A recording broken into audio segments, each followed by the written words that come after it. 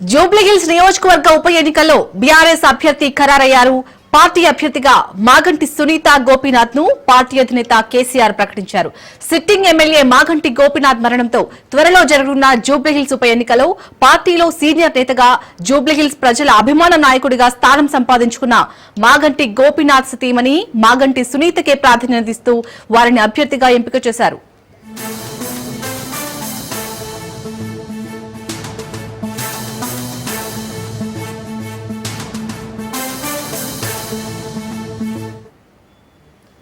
Breaking news చూస్తున్నాం. జూబ్లీహిల్స్ నియోజకవర్గ ఉప ఎన్నికలో బీఆర్ఎస్ అభ్యర్థి ఖరారయ్యారు.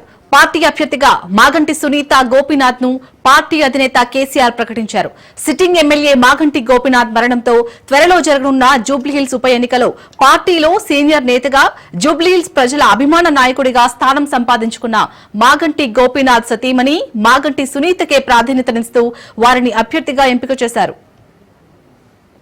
రైట్, ఇదే అంశానికి సంబంధించి పూర్తి అప్డేట్స్ మా ప్రతినిధి సైదులు అందిస్తారు. సైదులు, మొత్తానికైతే ఇటు జూబ్లీహిల్స్ నియోజకవర్గ ఉప ఎన్నికల్లో బీఆర్ఎస్ అభ్యర్థిగా మాగంటి గోపీనాథ్ సతీమణి సునీతను ప్రకటించారు. అప్డేట్స్ ఏంటి దీనికి సంబంధించి?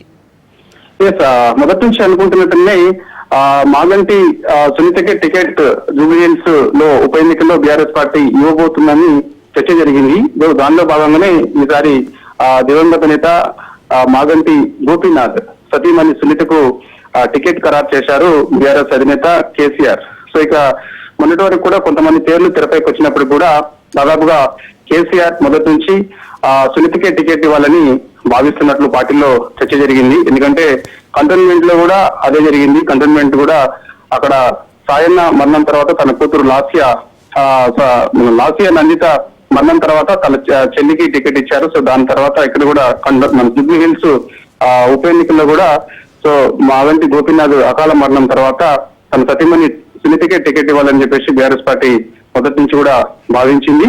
దానిలో భాగంగానే కొద్దిసేపటి క్రితమే మాగంటి సునీతకు బీఆర్ఎస్ అధినేత కేసీఆర్ టికెట్ ఖరారు చేశారు. ఇప్పటికే ఆమె జూబ్లీహిల్స్ నియోజకవర్గంలో ఉన్నటువంటి 6 డివిజన్ సమావేశంలో ఆమె పాల్గొంటూ వస్తుంది. దాని తర్వాత మాగంటి గోపీనాథ్ మరణం తర్వాత సంతాప సభలు 6 డివిజన్ లో ఏర్పాటు చేశారు. ఆ సంతాప సభల్లో కూడా మాగంటి సునీత పాల్గొంది. కాబట్టి ఇప్పుడు షేక్పేట డివిజన్ పెండింగ్ ఉంది. అది ఈ రోజు లేదా రేపు తెలంగాణ భవన్ లో కేటీఆర్ అధ్యక్షుల సమావేశం జరిగే అవకాశం ఉంది. షేక్పేట డివిజన్ సమావేశం ముగిసిన తర్వాత జూబ్లీహిల్స్ నియోజకవర్గంలో దాదాపు 6 డివిజన్ల సమావేశం బీఆర్ఎస్ పార్టీ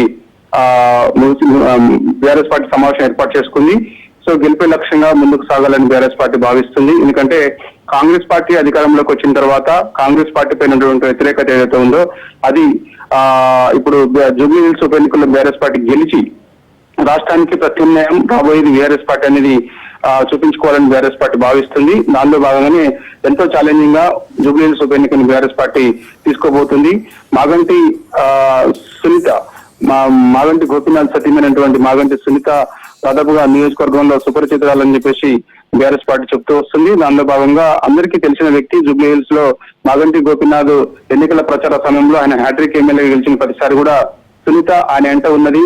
సో దాదాపుగా ఆమె జూబ్లీహిల్స్ నియోజకవర్గానికి సుపరిచితురాలు. సో ఆమెని గుర్తుపడతారు చాలా మంది అని చెప్పేసి కూడా బీఆర్ఎస్ పార్టీ భావిస్తుంది. దానిలో భాగంగానే టికెట్ దాదాపుగా ఆమెకే కేసీఆర్ ఖరారు చేశారు. సో ఇక నోటిఫికేషన్ వచ్చిన తర్వాత ఇంకా ప్రచారం ముమ్మరం చేసే దిశగా బీఆర్ఎస్ పార్టీ అడుగులు వేసే అవకాశం ఉంది.